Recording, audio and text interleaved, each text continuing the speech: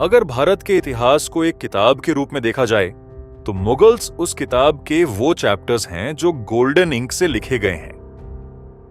लेकिन British rule के आने के बाद एक नया चैप्टर शुरू हुआ जो सिर्फ लूट और एक्सप्लॉयटेशन से भरा पड़ा था।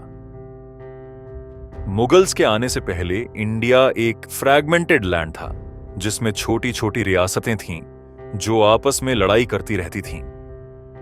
कोई सेंट्रलाइज्ड एडमिनिस्ट्रेशन नहीं था और लैंड रेवेन्यू सिस्टम भी अनस्टेबल था। फिर आते हैं मुगल्स। ये लोग सिर्फ कॉन्करर्स नहीं थे बल्कि नेशन बिल्डर्स थे जो एक मजबूत एडमिनिस्ट्रेशन, इकोनॉमिक प्रॉस्पेरिटी और कल्चरल यूनिफिकेशन लेकर आए। मुगल्स की कॉन्ट्रिब्यूशंस जो आज तक इंडिया को फायदा दे रही हैं। मुगल्स ने एक स्ट्रॉन्ग गवर्नेंस मॉडल बनाया जो मॉडर्न इंडिया के पॉलिटिकल स्ट्रक्चर का बेस बना। अकबर ने एक स्ट्रक्चर्ड टैक्सेशन सिस्टम इंट्रोड्यूस किया जो एग्रीकल्चर और कैश क्रॉप्स जैसे कॉटन, इंडिगो और शुगर केन को प्रमोट करता था। मुगल्स ने सुलीकुल पॉलिसी शुरू की जिसमें सभी धर्मों को समान इज्जत दी गई। औरंगजेब ने करीब 400 मंदिरों में अपना कंट्रीब्यूशन दिया है जिसमें गुवाहाटी में स्थित कामाख्या टेम्पल भी शामिल है। इतिहास उन्हें एंटी हिंदू दर्शाता है क्योंकि उन्होंने नॉन मुस्लिम्स पर टैक्स लगाया।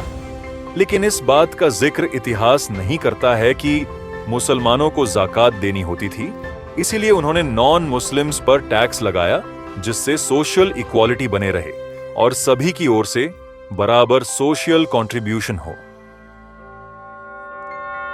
ताजमहल, लाल किला और जामा मस्जिद जैसे आर्किटेक्चरल वंडर्स बनाए गए जो सिर्फ टूरिज्म नहीं बल्कि एक लेगेसी का भी पार्ट है। मुगल रूल के टाइम पर इंडिया वर्ल्ड जीडीपी में 24% कंट्रीब्यूट करता था और तब दुनिया का सबसे अमीर मुल्क था। वही वो दौर था जब इसे सोने की चिड़िया कहते थे।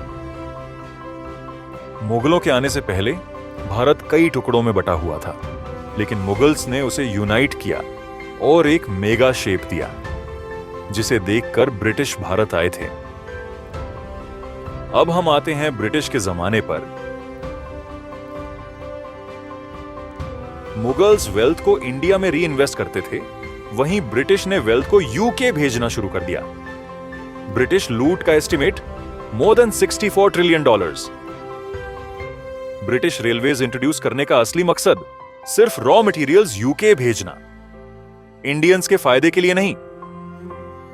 बंगाल फेमिनिन में 3 करोड़ लोग भूख से मर गए क्योंकि ब्रिटिश ने ग्रेन एक्सपोर्ट कर दिया था। और तो और डिवाइड एंड रूल पॉलिसी का इस्तेमाल करके ब्रिटिश ने हिंदू मुस्लिम को तोड़ने की चाल भी चली है। इसका असर आज भी हमें दिखता है। टूरिज्म सेक्टर इंडिया की जीडीपी में 5% योगदान है जिसका सबसे बड़ा हिस्सा मुगल आर्किटेक्चर से आता है। आज भी हम मुगल आर्किटेक्चर्स, उनके गवर्नेंस मॉडल्स और इकोनॉमिक पॉलिसीज का फायदा उठा रहे हैं। मुगल्स ने सिर्फ रूल नहीं किया बल्कि एक ऐसा भारत बनाया जो एक वक्त पर दुनिया का सबसे अमीर और पावरफुल देश था। लेकिन ब्रिटिश ने सिर्फ एक्सप्लॉयटेशन किया और इंडिया को बर्बाद करके छोड़ दिया। सोचने की बात यह है, जिन्होंने इस देश की ग्रोथ में अपना कंट्रीब्यूशन दिया है उन्हें विलेन क्यों दिखाया जाता है?